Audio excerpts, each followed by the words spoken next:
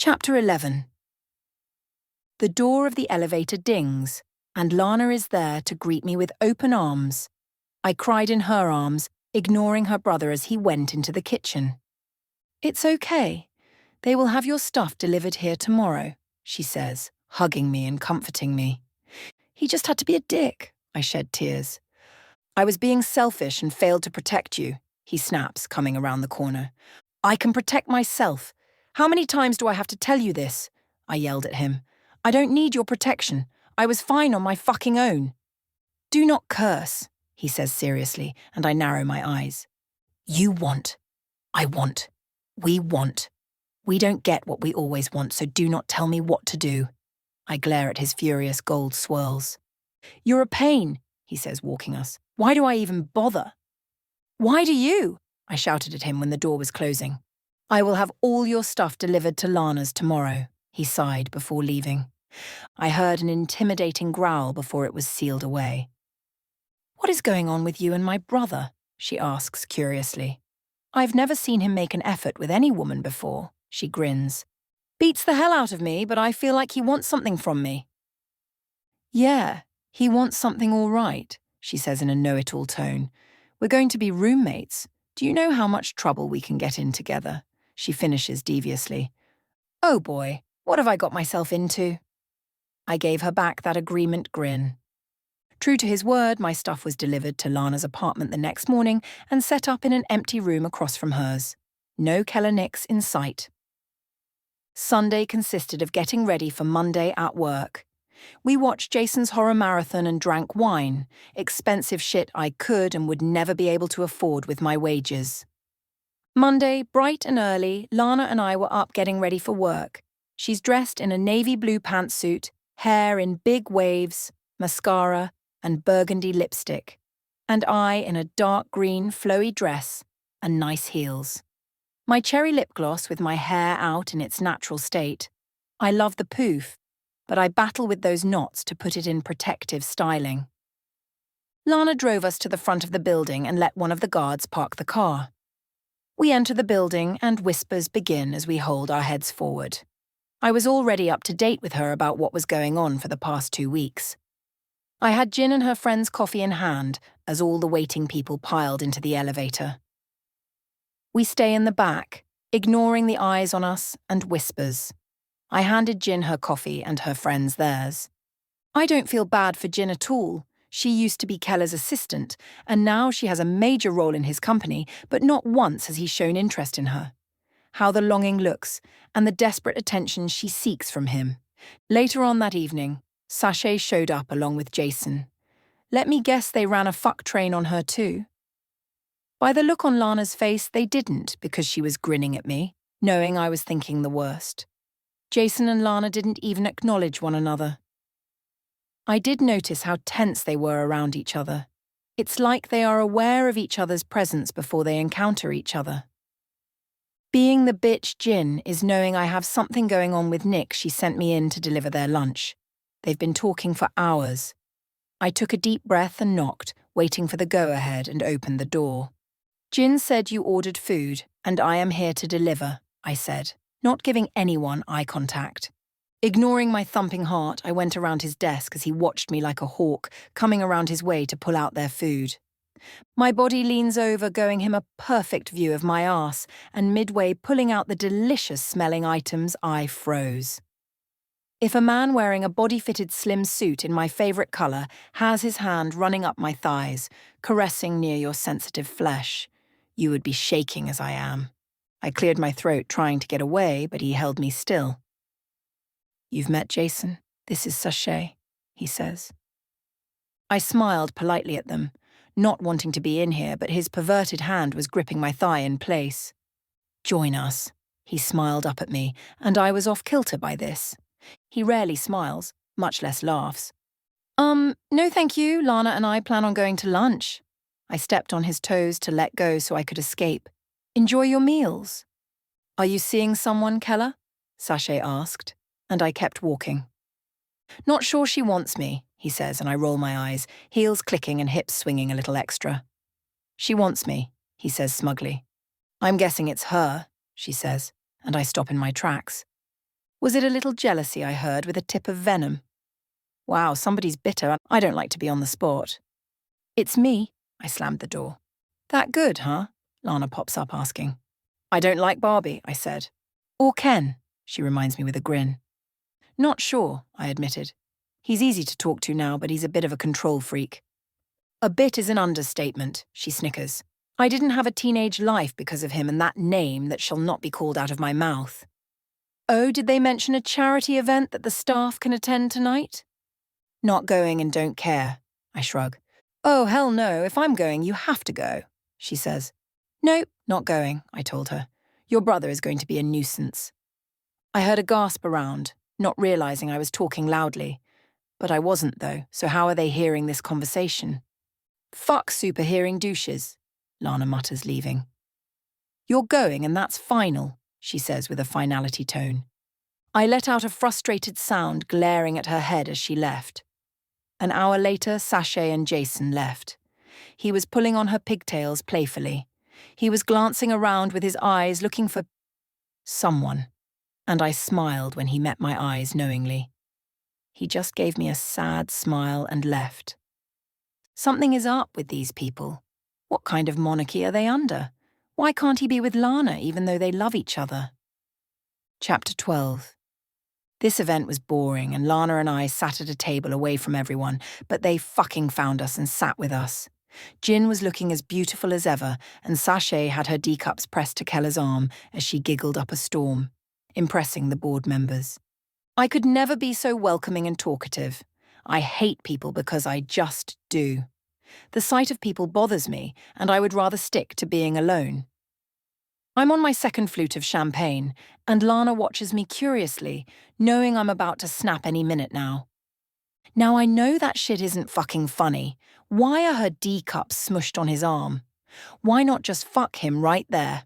I snapped out loud, having my entire floor look at me appalled. I don't talk much or interact at all, so to see me behave this way was intriguing to them. Keller and Sachet eye me as if I said for the entire room to hear, and I know the hell I didn't.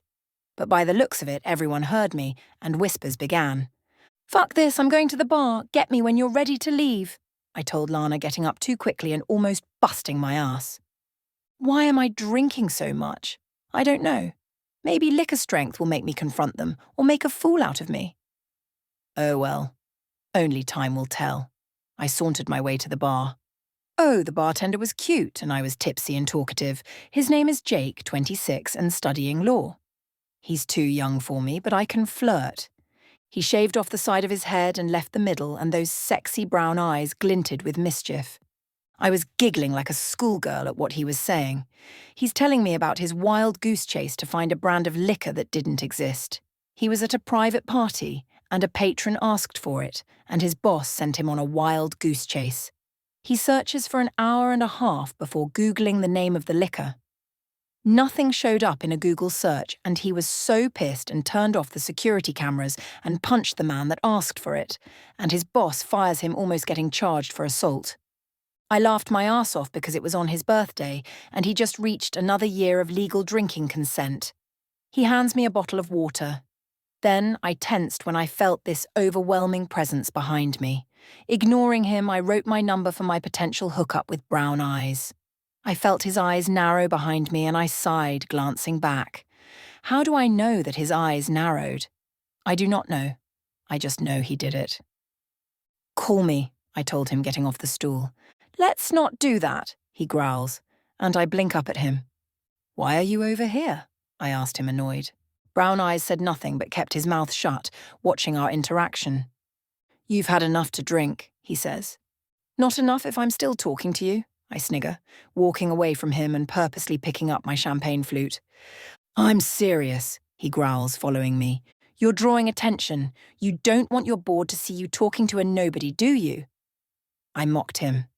You are not a nobody, Nakia, he snarls at me. Whatever, I roll my eyes, walking back to the table I sat at. I'm pretty sure I'm not warming your bed tonight, and Sachet is, I whispered over my shoulder. In the crowded room, he places his hand on my hip, pressing me to his front and whispers, You can warm my bed every night. My eyes widened in surprise, then I heard my gasp along with others. What the hell is the deal with these people with bionic hearings and shit? What is up with you all? How can you hear someone whispering? That's an invasion of privacy. I frowned, glaring around. As for you, Mr. Nique, enjoy your night. I'm going to sit with my friend and sit like a log and pretend I have no cares in this world, the end. I walked away from him and sat beside Lana, who was grinning like a loon. She's been drinking as well. Well, shit, it's going to be a long night. We were chatting up a storm, laughing and making fun of some of these women and men. I even had a few texts from my bartender and flirted with him. Keller, on the other hand, was watching me with a snaring look and the bartender with a death glare. Then Lana became quiet as she studied something or someone behind her carefully. I turned to see an incredibly attractive Jason and a brunette on his arm. Why a brunette with brown eyes, though? That dick, I heard her say while the table watched her reaction. Jin seems to sympathise with her, and she might know why they can't be together. I jerkily got up, almost falling on my arse as Lana topples over laughing. You're drunk, she says. No, I'm tipsy, I pointed out. I walk my way over to the brunette and Jason, who narrows his eyes at my approach. Hi, I'm Kia, and you must be Jason, I said to him. Never officially met you, so let me introduce myself properly. Who might this be? I asked politely. I'm Gracie, she smiles at me. Nice to meet you, Gracie. May I have a word with your date? I look up to Jason. Chapter 13. I ignore Keller's askance eyes as we exit the room and find a conference room. I stared at him in his eyes as sober as a waveless sea. I do not know the full details of what is going on with you and Lana, and it isn't my business. It's not, he replies sternly. But let me say this. The entire office knows she's in love with you. It even looks like it's been forever. She's hurting badly because of you, Jason. And let me say this. These past weeks, I found a friend, my best friend, in her. The girl that you are harbouring in your building hurt her physically. I didn't exist then, but I exist now. I will not let anyone, and I mean anyone, hurt her again. I stood up to tell him face to face. Keep her away from her, and we will never have a problem. You don't want any problem from me. He stares at me like he's absorbing every word I'm saying. I piqued his curiosity. Who are you? He asked me with a dangerous light in his eyes. I'm Lana's friend. I can't hurt you, but I can hurt that girl who hurt her, I said, heading out of the room and finding a fidgety Lana. What happened? She asked glaringly. I threaten him, of course. I giggle. Ah, on my behalf, she said adoringly. My hero. She batted her lashes and we laughed. I feel a little tipsy. My tolerance for alcohol is strong enough to know my limit. I had no choice. My sister turned me into someone I hated, then tried to use me for her benefit when the cash wasn't flowing rapidly. She and her assailants made me a brute. When I was 17, I ran away to Dothan, Alabama, a small town with a population of 13,006. An elderly couple took me in and I liked that life. But some weird things happened, and by 26 I had to leave and move around a lot. The first weird thing happened when my sister tried to make me sell myself at 16 to some men who were exploiting underage kids. Little did she know I called the cops, and they raided the motel. We all got locked up. The cops already knew me and didn't want any suspicion of me being involved with them. My sister and her boyfriend were horrible people, pimps, and criminals at 19, exploiting both men and women. One day, one of her clients saw me walking 2 feet behind her, not wanting to associate with her. He wanted to pay $500,000 to derail me. That slimy bastard had to be arrested. I was not his first victim. I was already building a case on them, so this would be the best opportunity to take them down. My sister is older, so what she does reflects on me literally. She is wearing my face and doing vile things like that to people, and then to her sister. I have her face, for goodness sake. Why is she doing this? She's into some dark, vile things, and it's because of that man she's obsessed over ever since she was in 6th grade, David Stutter. The worst human being to be around. He was a man of dark roots. His father was in prison and his mother overdosed on some weird substance. David had a dark aura around him as if he were cursed, and he dabbled in dark magic so he remained unharmed by any type of law. David, I closed my eyes. Remembering that night she strapped my half-naked body to sacrifice me to the demon of greed and gluttony. It was in the woods. Lying in the dense woods, I felt an overwhelming sense of isolation. The towering trees loomed over me, their branches intertwining to block out the sun, casting eerie shadows on the forest floor. The air was thick with the scent of damp earth and decaying leaves, making it hard to breathe. Every rustle of the underbrush, every snap of a twig, sent shivers down my spine. I didn't want to be there. The oppressive silence was only broken by the occasional call of David and Nique, reminding me just how far I was from the safety and comfort of civilization. David and my sister were chanting with two of their friends, Wren and Diggy. I couldn't shake the feeling of being scared, as if unseen eyes were waiting to take my soul. The unfamiliar sounds of the forest were unsettling, and the path ahead seemed to stretch on endlessly, offering no promise of escape. Each chant they said felt heavier on my chest, my reluctance growing with every passing moment. That night, under the luminous glow of a full moon, a mysterious orb nestled to my left in the dark woods, floating towards me. It hovers above me, and I lift my weary, bound arms and reach out to touch it. A surge of energy courses through my veins, filling me with extraordinary power.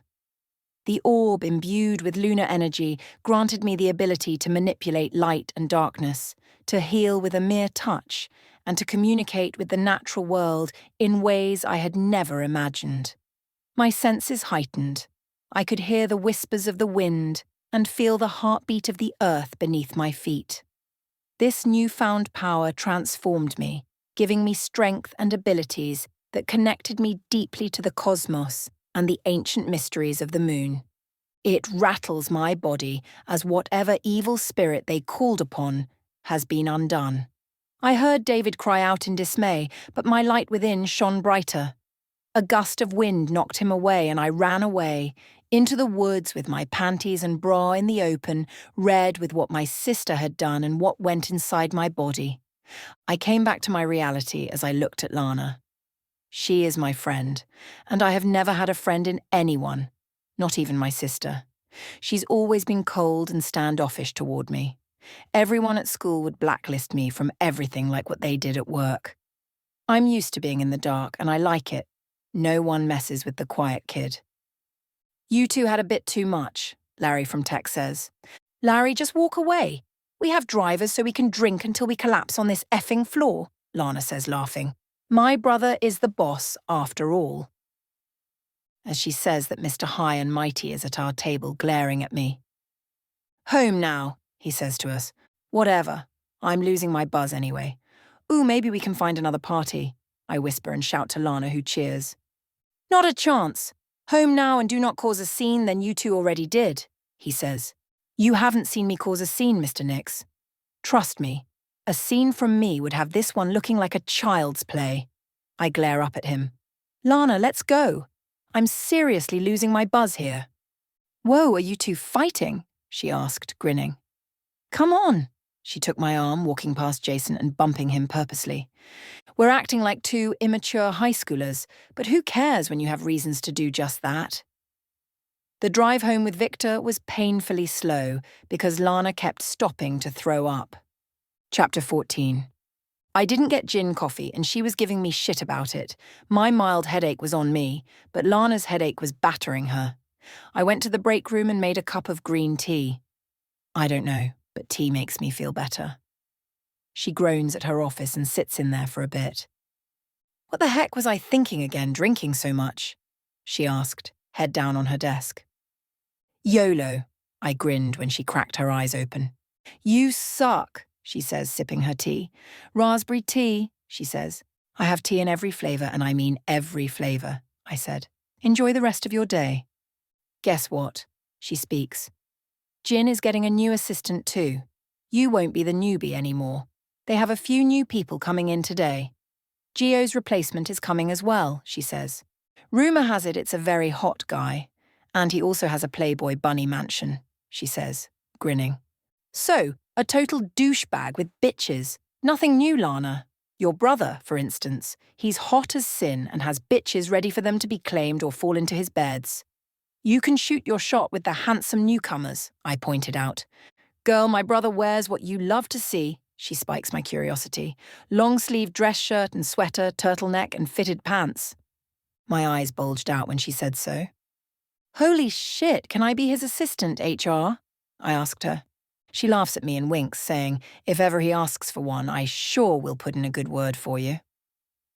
This place oozes hot guys, I squeal. I love my job. I exit her office just in time to see Keller walk in with a pretty cocoa skin beauty in a navy blue dress. Her afro is being held back by a headband, and she looks as if she's been an athlete all her life. Wow. I think I'm jealous of the way she's smiling up at Keller, who is soaking up the attention. His eyes skim over me and skim away just as quickly. Well, that sort of hurt my feelings. Men are one-minded creatures if one doesn't let off onto the next. As they passed me, he gave me a twice-over because I purposely wore his eye colour today. It spoke so many words without saying a thing. As he passed, his palm was placed against my hip for a mere second, and my heart ceased. He's so hot. He wore all black, but what caught my attention was his black turtleneck and fitted black jeans that had me jumping out of my skin with unadulterated lust. Oh gosh, he's hot. Before he pulled away, I automatically held his wrist, stopping him in his tracks. The woman must think something is going on with us at this point. She would be right because something is going on between us. I'm running from it, and he's closing in on me. We need to sort out our priorities here. 1 minute we are hot and cold, the next we're like this. Infatuation is a wicked thing and can be taken for love. I've read too many books to know if it happens in real life, and people get hurt because of it. Good morning, he whispers. I looked up at him as my entire body relaxed in his grasp and sighed. Who's that? I asked, ignoring his morning greeting to me. I'm Gigi. The woman cleared her throat, looking at me with a pleasant smile. I'm Kia. I shook her outstretched hand, forcing myself away from Keller, who was frowning at me. Welcome to the team. Jin decides to pop up with her new do-it-all girl since I'm not new anymore. I'm free, I can join the department I choose. Lies. I'm Jin's do-it-all girl. It turns out I'm a regular analyst. Now means she still can dump her shit on me, and she takes credit for it. I wonder if I can get a transfer to be the new guy's assistant. I'm going to check that out. Gio replacement is on the other half of the floor, so I didn't get to meet him. Work was moving along, with me doing all the work and Jin shopping online. Ugh, I need a transfer, still hoping to keep my pay rate. Even though it would halt my expertise in the field, I don't care. I want out of Jin's stink eyes and jabs at me. She's just jealous he's giving me more attention than she is. After I reached downstairs, I had to take the elevator to get back up for my damn phone. I dug through my purse and found nothing. I roamed through my desk drawer and nothing was well, so I searched Lana's office and still haven't found it. Jin's computer was on, but she wasn't inside. What I saw was something weird, so I copied and pasted what I found, sent it to my email, cleared the history on the computer browser, and made the bend to Keller's office to realize the door was slightly cracked. I know you missed me, Jin's voice says. What the fuck? I peeked and saw her sitting on his desk, legs open in front of him. You know we don't mind sharing, Sachet says, joining Jin as she wraps her arm around her, kissing her neck. What the fuck? I said out loud, and all eyes snapped to me. Keller peeks around to see and curses a silent fuck getting up, and I started running. I took the stairs from the 20th floor to the lobby, ignoring his gross ass as he met in the front. Don't bother. It has nothing to do with me, I told him. Live your best life, the saying says. I'm not surprised you just made me make the decision firmly. I don't want to date you or fuck you. Leave me alone, I told him. He's staring at me with cold eyes and a blank expression. He's not giving me any emotion, which is fine. It's better this way. Now he knows my boundaries. There was no way I was standing around waiting for a man to act right. He wanted to have fun by all means he could. I know one thing for certain. I'm not sitting around waiting for a man to choose me. I'll be damned if I'm taken for a fool. Nope. I'll just wait my turn until the right man comes along who will understand what I want, and he will understand what he wants. He's growling like a real dog behind me, and before I can see what is happening, he's gone. I walked to Lana's car and told her I couldn't find my phone. Jin has it, she says. You left it in Keller's office and she answered it. Why is she in there currently? Planning a threesome, I said sadly with a defeated tone. Ah, sweetie, she says with understanding. Men like them just don't get it. And we humans just don't cut it for alpha males. That was weird of her to say, but I do understand why she said that. Transfer me to be Kashmir's assistant geo replacement, get me away from them. I'm uncomfortable, I told her. I'll see what I can do tomorrow, she says. Chapter 15. The next day we went right to Lana's office and she hooked me up as the new assistant to the new director for Geo's team. I appreciated her and hugged her. 4 days later, I am now Casimir's assistant. He was tall with straight, short red hair that rested at his nape. He was about 6'3" with amazing azure eyes. GQ type of man, and he seems headstrong. He had the voice of the man in the RoboCop remake movie, firm and deep. Holy shit, they were right when they said he was hot. He was talking to us and we just stared at him dreamily. A GQ magazine type of man with a brilliant mind. So that's all you have to do, he says to me, and I have no idea what he says, but I nod my head pretending I heard him. You know a lot about numbers, beauty, and the brain is always a wondrous combination. He smiles flirtatiously at me. Or maybe I'm seeing and taking things out of context. People might not make sense to me, but numbers do, I said to him. Plus, my Office 365 is out of this world winning skills. My PowerPoint skills are unbelievable. You used to be Jin's assistant, he asked, and I nodded. Well, no doubt we will be pulling in all the contracts, but before that, we will be pulling some hours going over all the details of these accounts we obtain, he says, smiling at me. He showed me around to meet the people on his team. Some were nice, others were a little crabby. My day was easy and smooth. I stayed at my desk, which is inside Casimir's office on the other side of the room. It was extended to give their assistant a room in their office. Lana took me out for lunch for 12, and we chatted up a storm, gushing over the new director. When I woke up in the morning, it was from my phone alarm. The past 2 weeks have been uneventful except for the meals at lunchtime showing up on my desk or ordered by someone for me. That still hasn't changed from him feeding me. Casimir is a very cool and attractive man, and he knows his thing, but he gives credit where it is due. In a few of the meetings I attended, he asked for my opinion, and I would point out the major key factor of why we are the winning team. We've been going over the documents and the client numbers diligently, and most of the new accounts were short, overstated or understated, which fucks up the account's balance sheet. My switching teams had a lot of people feeling some type of way because Jin had been transferred to a whole other building. The little stunt that she pulled with Keller and Barbie had pissed him off to no end.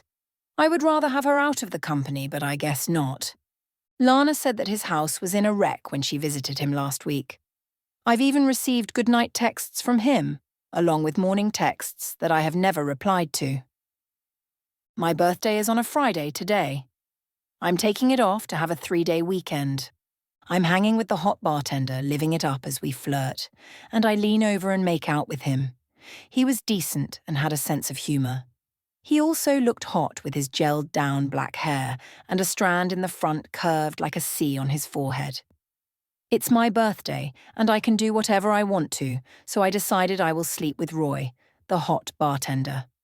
Lana was in a corner getting groped and kissed by a tall, pale man with white hair. As I downed my 5th shot, I had an epiphany that I was 29, still a virgin, and did not have a career. I never had a boyfriend. How pitiful is that? I've been kissed, but not by my own choice. The person who kissed me, I didn't want to be kissed by him, but he did it anyway. Lana is not far behind either. She still is or practically vows to become a nun if she doesn't lose it by 29. If not, none it is. A tall figure caught my eye in the corner of the club. I felt it for the past 2 weeks, as if I were being followed around. The hair on the back of my neck prickles when I'm out and about.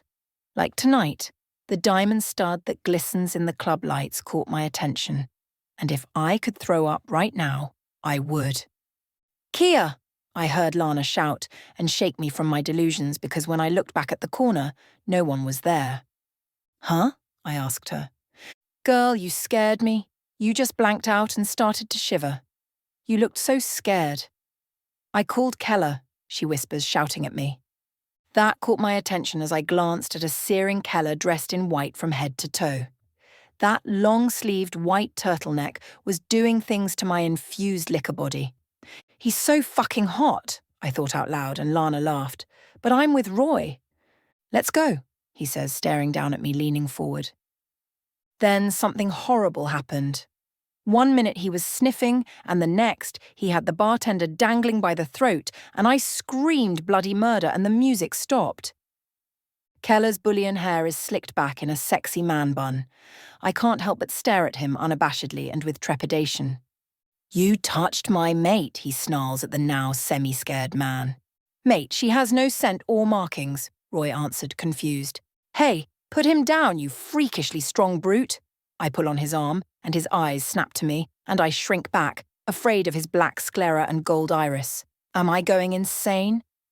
"What the fuck, Jason? I'm not leaving. Let me go, you douchebag," I heard Lana struggle.